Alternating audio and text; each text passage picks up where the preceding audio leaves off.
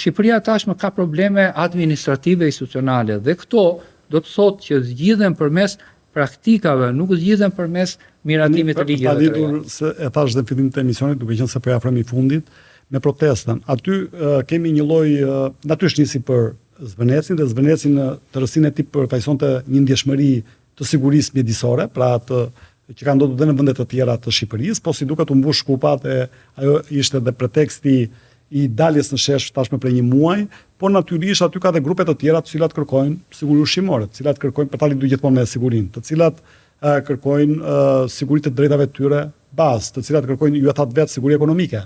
Një nga shkaqet e ankthit apo të manifestuar dhe me migrim të vazhdueshëm është pikërisht ankthi ekonomik, sepse është rritur shumë polariteti, hendeku financiar dhe ai 3.5% që i rritjes ekonomike vjetore e fsheh këtë element. E thon ndryshe Tirana sot është bërë apo Bregdeti një nga zonat më të shenjta në Europë. Lexova që Tirana vjen pas Lisbonës, domethënë si në raport me të ardhurat e popullsisë. Pra të gjitha këto përfaqësojnë ndjeshmëri të ndryshme. Persona të ndryshëm që kanë dalë aty kanë probleme të ndryshme në raport me ekzekutivin, në raport me pushtetin, në raport me mungesën e rezultateve.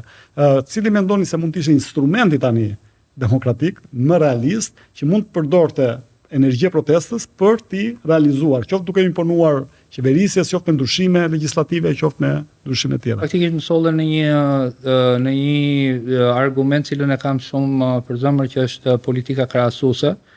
Dhe faktikisht nëse do analizojmë politikën e secilit vend që nga analiza e Aristotelit në Greqinë e hershme dhe deri më sot, demokracia është pikërisht shpreha e interesit nga qytetarët dhe që interesat janë shumë të ndryshme. Në Greqinë e lashtë, që aplikohet më së shumti dhe në Zvicër, që është si thua një vend i cili aplikon në mënyrë të shpeshtë demokracinë direkte, qytetarët mblidheshin dhe i merrnin vendimet aty për aty dhe burokracia ishte edhe më e vogël. Në demokracitë përfaqësuese, ku janë partitë politike ato të cilat i përfaqësojnë njerëzit, partitë politike kanë një rol i cili dhe këtë pak e dëgjojnë në diskutimin publik. Qytetarët shprehin interesat e qytetarëve vetvetiu janë të tilla siç dhe ju i përmendët, bile ndoshta edhe më të fragmentuara. Menuja e kërkesave mund të jetë akoma më e gjerë.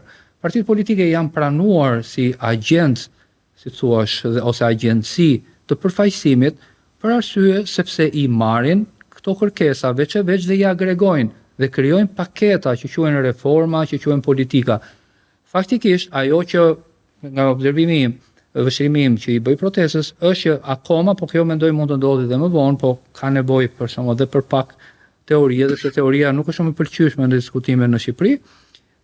Për atë se si këto interesa mund të agregohen në një portofol reformash dhe unë mendoj që kjo që unë përmenda për pjesën e reformës sektorit sigurisë është një shtyllë. Si mund bëhet kjo konkretisht? Pra bëhet në partitë aktuale ekzistuese, qoftë parti opozitare të vjetra apo të reja, bëhet kjo përmes një partie politike të re, që përfaqësojnë zonën protestuese, bëhet kjo përmes asaj që kanë kërkuar një pjesë të tyre që të votojnë në shesh, domethënë qoftë një qeveri teknike, qoftë